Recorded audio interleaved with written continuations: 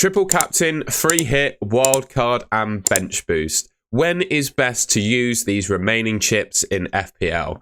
Find out in this video.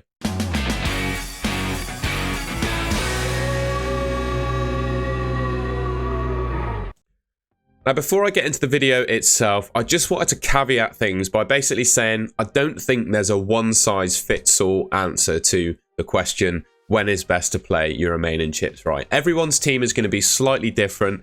People may have used chips already. They might have all of them left to use. It's impossible really to pick a one-size-fits-all strategy, but I'm hoping this video, I'll go over all the chips, the fixtures, the doubles, the blanks, etc. I'll try and give you all the information you need to make your own decisions around when to use your chips, with a view of my opinion on when is the best time to use them. So first up then, I'm just going to go through all the chips one by one with a bit of generic advice on when essentially is best to play them. Of course, valid if you have them left. So the free hit chip, right, is best used when you need to make some emergency transfers to get you through one game week. So for me, that's best used to target, a big double or a big blank, right, where you need to make wholesale changes to your team just for 1 week.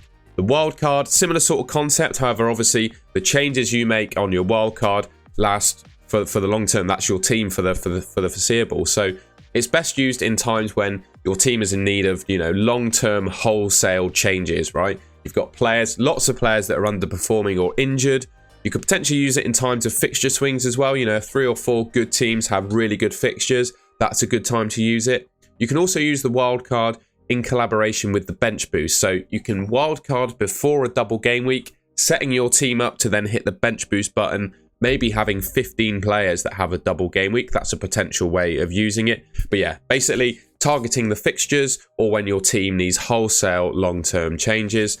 The bench boost, really, you use that when you expect your bench to score really well. So that's either when they've got really good fixtures on a single game week, or, your entire bench has a double. You've got lots of players on your bench that have a double game week. Your triple captain is obviously your captain scoring 3 times the points rather than just double. Really, that's best used when you have a player that you expect to score exceptionally in just 1 game week. So really, you use that in a double or an exceptional single game week fixture for a particular player. Bit of info about upcoming blank and double game weeks then. So we have a confirmed double game week in 25 for Man City and Brentford. And according to Ben Crellin, Liverpool-Luton is 70% likely to be a double in 25 as well. Game week 26 is going to be a blank caused by the EFL Cup final. Similar concept to the double, with Liverpool having a 75% chance or 70% chance of doubling, in 25. They also have a 70% chance of blanking in 26. So just one thing to think about. Anyway, you see the rest of the teams there. That's going to be caused by the teams that reach the EFL Cup final. 29 is also going to be a blank game week. Probably the biggest, well, definitely the biggest blank game week of the season. That's caused by the Premier League teams that reach the FA Cup quarterfinals. So essentially, any team that reaches the FA Cup quarterfinal and their opponents in that respective Premier League weekend will have a blank. And then 34 and 37, basically, those are the times when the game week 29 cancelled fixtures are going to be rescheduled. And yeah, that's the narrative we have on the fixtures at the moment. Clarity on game week 26 and 25. We'll know that before the game week 22 deadline, so just sit tight, watch the FA Cup and a League Cup action play out and find out what happens there. Remaining fixtures, we'll know a bit more info as time goes on. All right then, so when is best to use the free hit? So basically with all the chips, I'm going to combine the info we know about the fixtures with my view on when the chip is best used to try and come up with an answer of when it's best to use them essentially. So free hit, right? You could use that in blank game week 26. Obviously, the teams that reach the EFL Cup final will blank. So you could use your free hit to change your team to basically get rid of those players for 1 week. Game week 29 is the biggest blank game week of the season. All the teams that reach the FA Cup quarterfinals and their opponents will blank.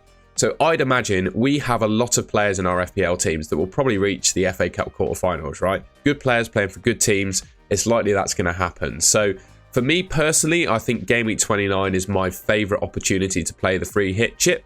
Likewise, you can use it in 34 and 37 to set your team up nicely to cover the double/blank game weeks we have there as well. So those are the opportunities I think available to use it. I think of all of them, game week 29 is the outstanding opportunity for me. Triple captain, as I said, the best time to use the triple captain chip is when you've got one player on a particular game week you expect to score exceptionally, and with 3 potential double game weeks coming up, I think it makes sense to use the triple captain chip on one of those doubles. My personal favourite time, I think, is game week 25. You've got Man City and Brentford doubling, Liverpool and Luton potentially doubling as well. Salah will probably be back for game week 25, which means both Haaland and Salah will probably have a double game week in 25. I mean, pretty obvious opportunity to use it on one of those players. You can be a bit differential with your triple captain though, and it has worked for players in the past where you'll find if you pick a very popular triple captain and he does okay, you'll just rise up the leaderboard like most other people, because most people will play the triple captain on the same week.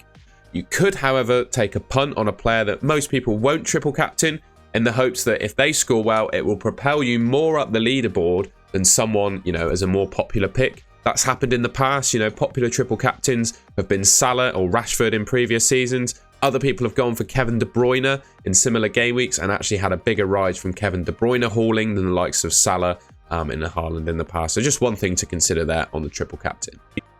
All right, the wild card then. So this is really a kind of similar view to the free hit chip, but with a long-term view on the players that are in your team. So I think really the wild card is best used in upcoming fixtures, obviously to save your team if it's in desperate need of long-term changes, right? That's irrespective of game weeks. You know, if you've got 6 or 7 players in your team that are not performing or injured, you're probably going to need to use your wild card irrespective of the game week. But if you're not in that position and just looking to optimize your team for the, you know, blank and double game weeks, 25, it could be, you know, an opportunity to use your wildcard to bring in Man City and Liverpool players if they double. But of course, they do blank in 26, while Liverpool will likely blank in 26 if they double. So just one thing to consider there.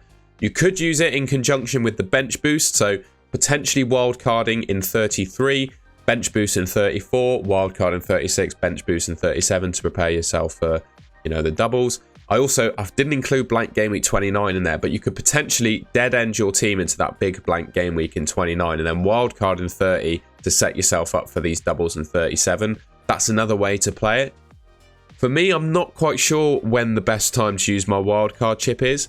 I always find that it's best to just hang on to it for as long as humanly possible, because certainly this particular FPL season, you know, with the late blank and double game weeks you've got and the more information we're going to get as game weeks go on, I think if you can at all, I'd hold on to that wildcard until pretty much as late as possible. I'd probably at the moment be looking to use it in and around game week 30.